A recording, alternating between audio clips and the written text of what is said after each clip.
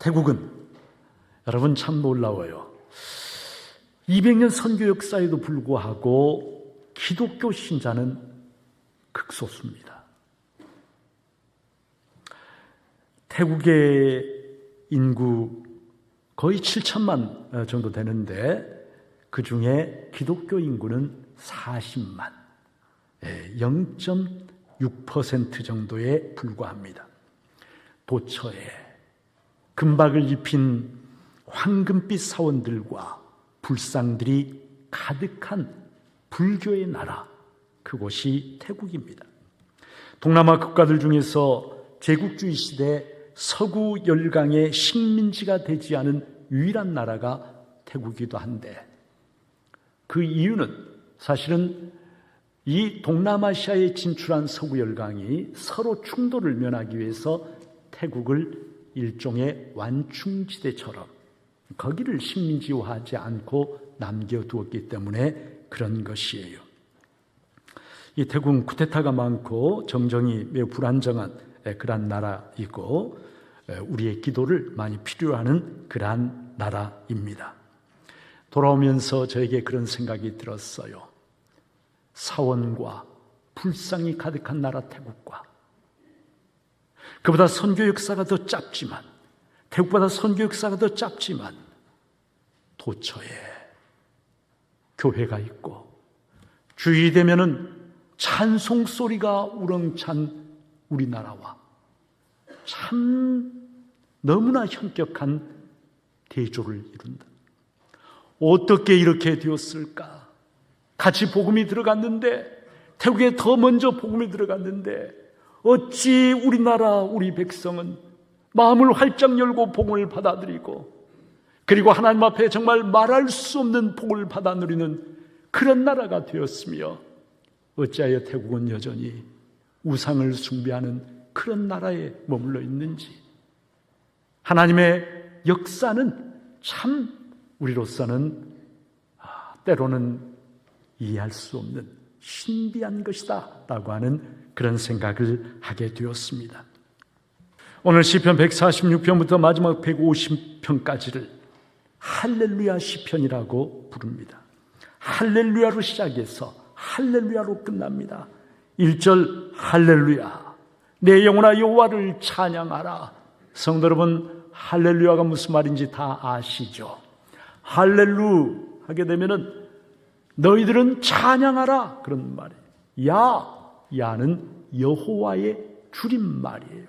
그래서 할렐루야 하게 되면 다른 우상이 아니라 헛된 것들이 아니라 여호와를 너희들은 찬양하라, 그런 말이 바로 할렐루야입니다.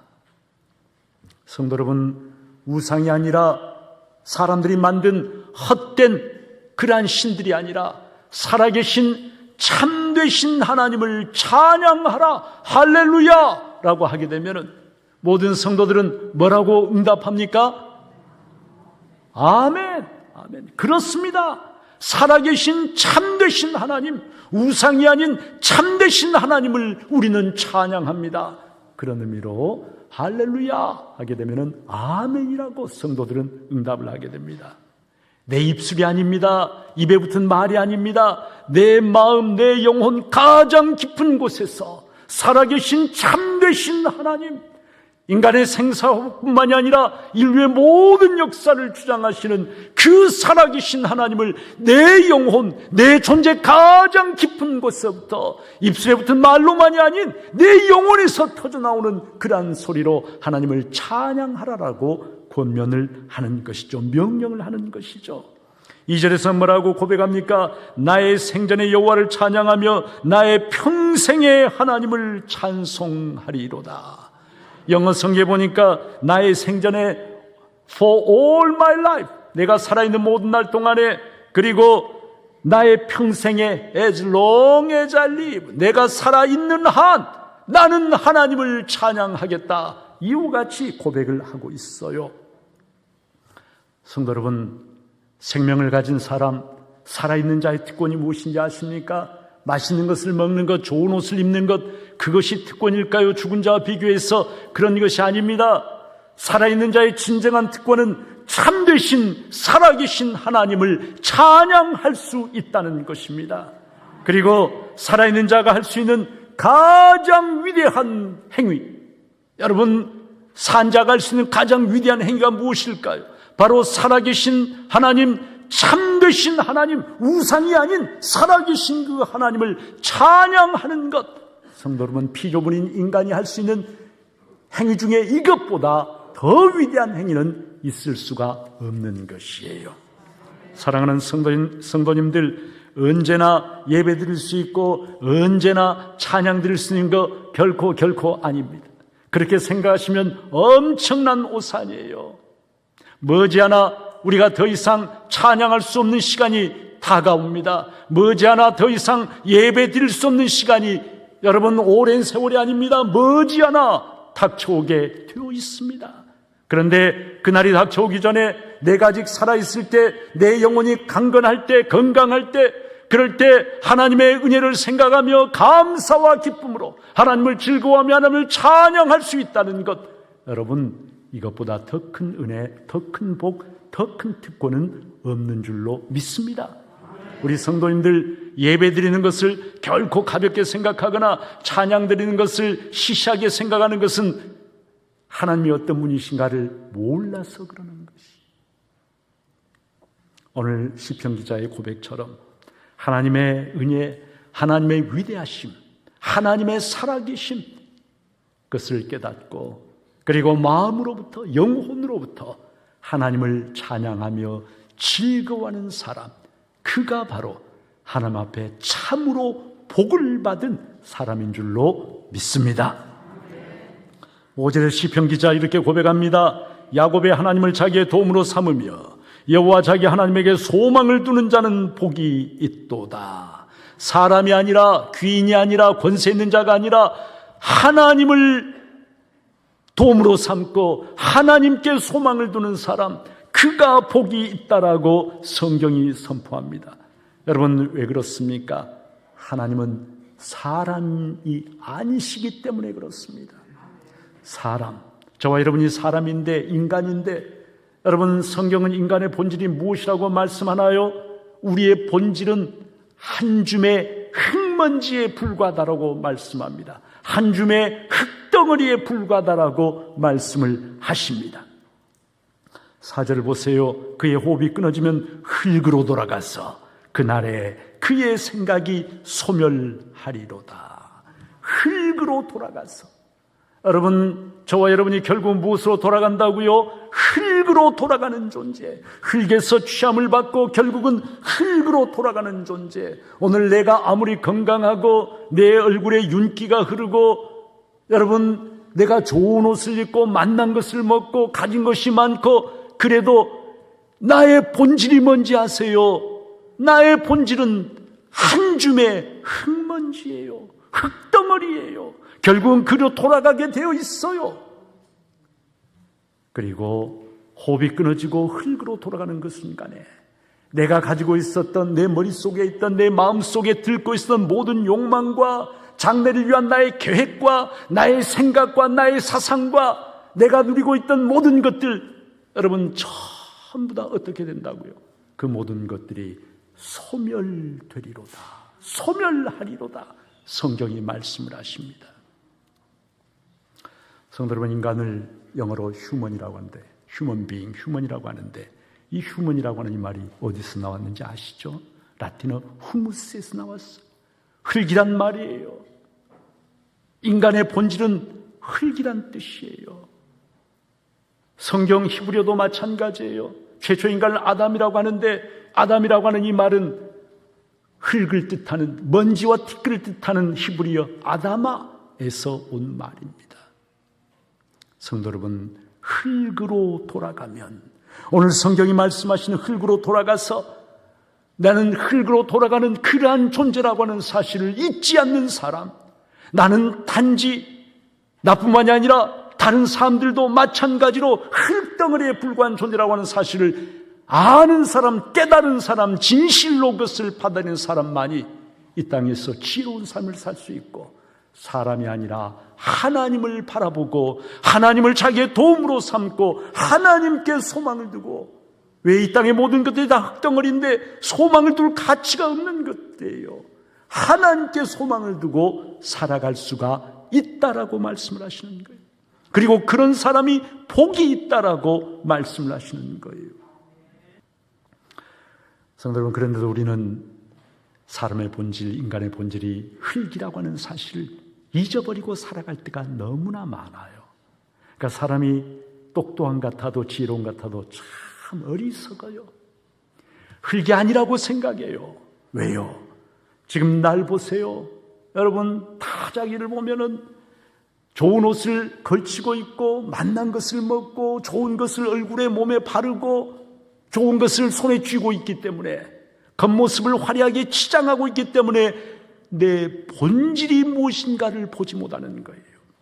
잠시 후면은 다 사라져버릴 것들인데, 그것들 때문에 자기의 본질을 보지 못하면서 세상에 썩어 없어질 흙으로 돌아갈 그것들을 붙잡고 마치 그것들이 영원하기라 한 것처럼 그렇게 아둥바둥하면서 살아가는, 그리고 하나님을 잊어버린, 하나님을 무시해버리는 그런 삶을 사는데, 여러분, 그것이 아니라 하나님을 자기 도움으로 삼고 하나님께 소망을 두는 사람, 세상의 모든 것들이, 나 자신이, 다른 사람들이 본질이 흙에 불과하다는 것을 알고 하나님께 도움을 구하는 사람, 의지하는 사람, 그가 진실로 지혜롭고 복이 있는 사람인 것이죠. 성도 여러분, 7절에서 시인은 또 이렇게 고백합니다. 억눌린 사람들을 위해 정의로 심판하시며 줄인 자들에게 먹을 것을 주시는 이시로다. 여호와께서는 갇힌 자들에게 자유를 주시는도다. 정의로 심판하시는 하나님. 성도 여러분, 이 땅에 과연 정의가 있습니까? 고대 어떤 철학자가 이렇게 말했어요. 정의는 강자의 이익에 불과할 뿐이다. 무슨 말입니까? 강한 자들이 자기의 이익을 주장하는 것, 그것을 정의라는 이름으로 내세우는 것이다, 그런 말이에요. 이 땅에는 참된 정의를 찾아보기 어렵습니다. 많은 불의, 많은 죄악들이 정의라는 미명 아래 그렇게 저질러지고 있습니다. 성도 여러분, 만일에 말이죠, 정의로 심판하신 하나님이 존재하지 않는다면, 살아계시지 않는다면 세상에 정의라고 하는 것은 결코 찾아볼 수가 없게 되고 말 것입니다. 모든 것이 힘의 논리로 좌우되고, 그리고 불의와 죄악이 판을 치는 아수라장이 되고 말 것입니다. 그러나 정의의 하나님, 공의의 하나님이 살아계시기 때문에 하나님이 죄악과 불의를 당장 심판하지 않으셔도 반드시 역사를 통해서 심판하시기도 하시고, 그 역사의 심판이 이루어지지 않으면 하나님의 최후의 심판대 앞에서 심판을 받게 되는 것이에요. 성도는 그것을 믿고 그것을 두려워하며 살아가는 사람입니다. 성도 여러분, 하나님은 정의의 하나님이실 뿐만이 아니라 또한 사랑의 하나님, 자비의 하나님이시라고 오늘 성경이 선포합니다. 줄인 자들에게 먹을 것을 주십니다. 갇힌 자들에게 자유를 주십니다. 맹인들의 눈을 열어주십니다. 비굴한 자들, 힘없는 자들을 일으켜주십니다. 나그네를 보호해 주십니다. 고아와 과부를 붙들어 주십니다. 가장 연약하고 의지할 곳이 없는 소외된 사람들, 그들을 더 불쌍히 보시고 그들을 일으켜 세워주시는 분, 그분이 바로 자비와 긍휼의 하나님. 그들의 부르짖음, 그들의 외침을 결코 무시하지 아니하시는 하나님. 성경의 하나님은 그런 하나님이심을 오늘 성경이 선포하십니다.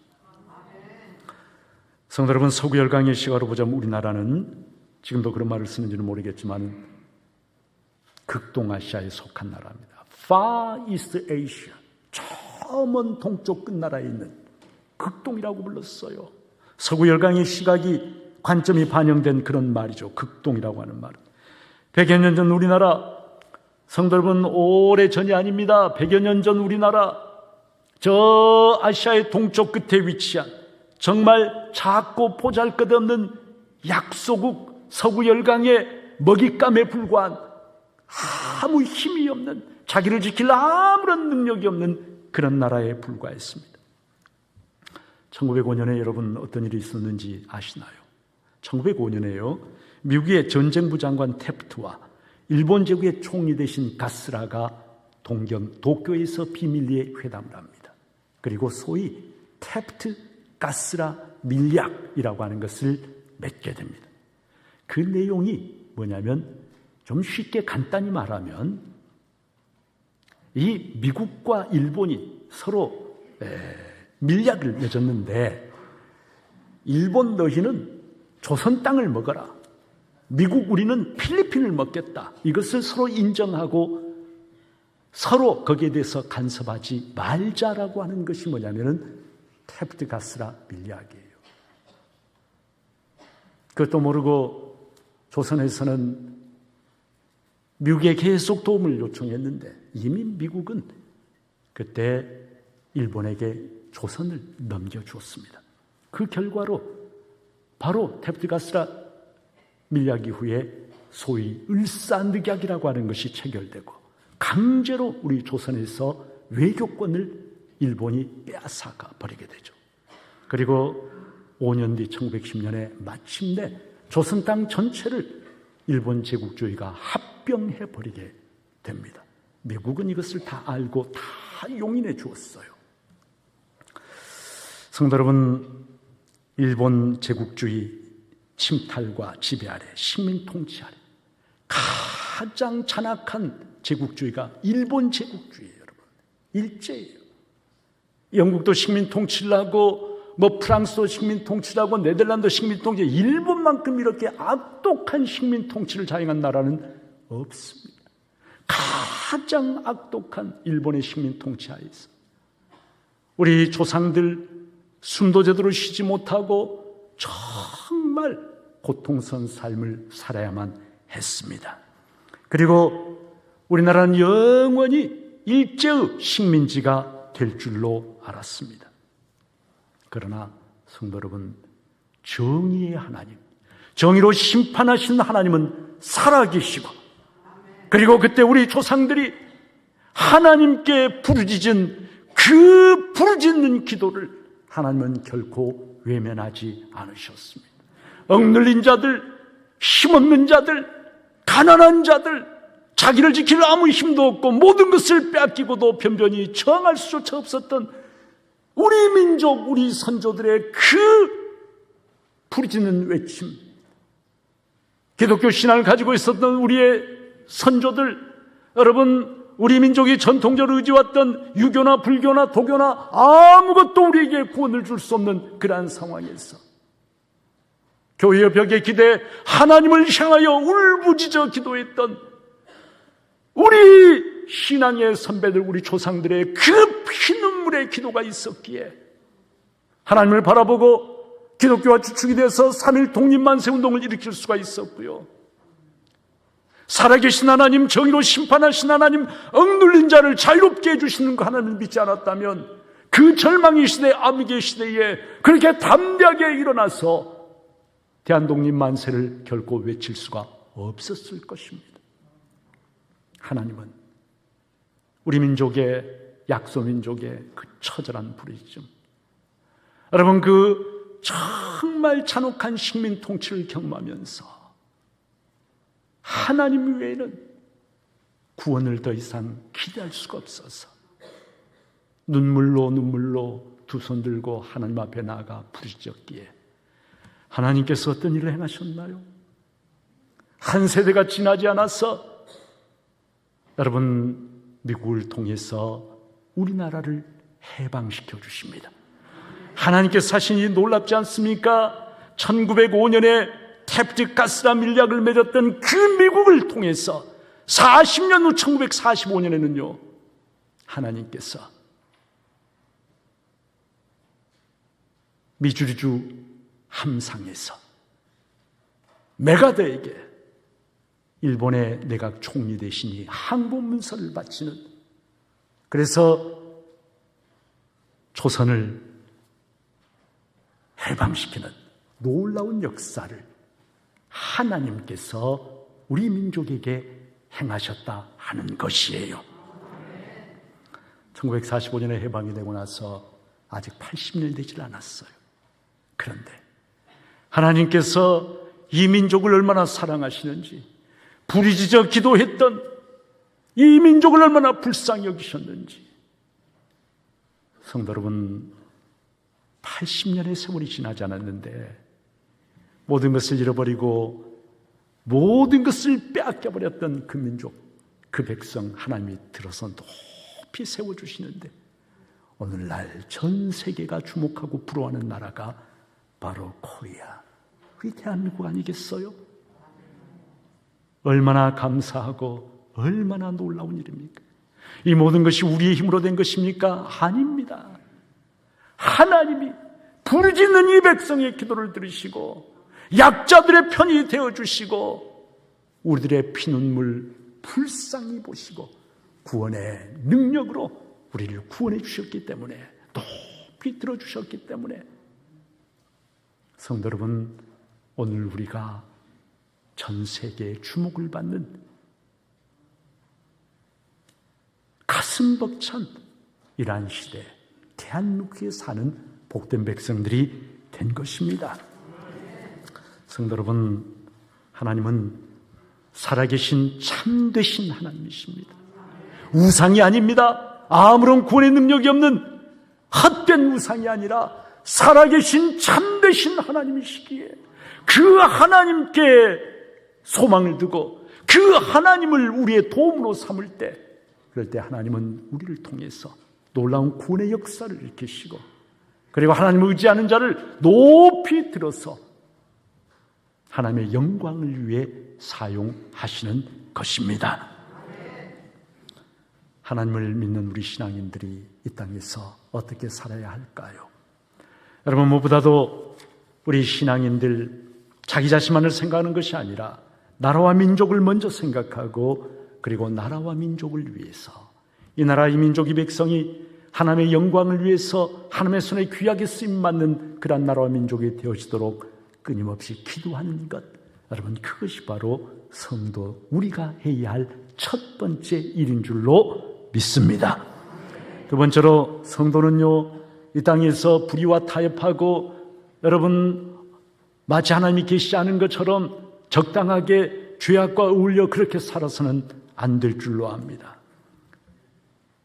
사람들이 보지 않은 그런 때라 할지라도 코람되어 하나님 앞에서 하나님이 보고 계신다라고 하는 그런 믿음을 가지고, 여러분, 정직하고 진실하게 살고 법과 질서를 누구보다도 먼저 준수하고, 그리고 이 사회의 빛과 소금으로 살 때, 그때 하나님이 우리를 통해서 영광을 받으십니다. 세 번째로, 하나님을 믿는 성도는 자비의 하나님, 사랑의 하나님, 긍휼의 하나님, 그 하나님을 따라서 어려운 이웃들을 먼저 돌아보고 그들에게 베품과 나눔과 섬김을 실천하는 그러한 삶을 살아야 할 것입니다. 오늘날 성도들이 얼마나 그런 모습과는 거리가 먼, 너무나 이기적인 그러한 삶을 살고 있기 때문에 사회의 지탄을 받고 있지 않습니까? 살아계신 하나님을 제대로 믿는 백성이라고 한다면 그것이 아니라 자비와 긍휼의 하나님, 그 하나님의 사랑과 긍휼을 이웃들에게로 흘려보내는, 그래야 하나님의 생명이 그들에게로 흘러나가는 그러한 삶을 살 때, 여러분, 하나님의 나라가 이 땅에 이루어지고, 그리고 하나님이 영광을 받으시는 그런 나라가 될 줄로 믿습니다. 바라기는 우리 중부의 모든 성도님들이 헛된 우상이 아닌 살아계신 참되신 하나님을 나의 도움으로 삼고 그 하나님께 소망을 두고 살아가는 복된 사람, 복된 백성, 복된 교회가 되어지기를 주님의 이름으로 여러분 모두에게 축복합니다.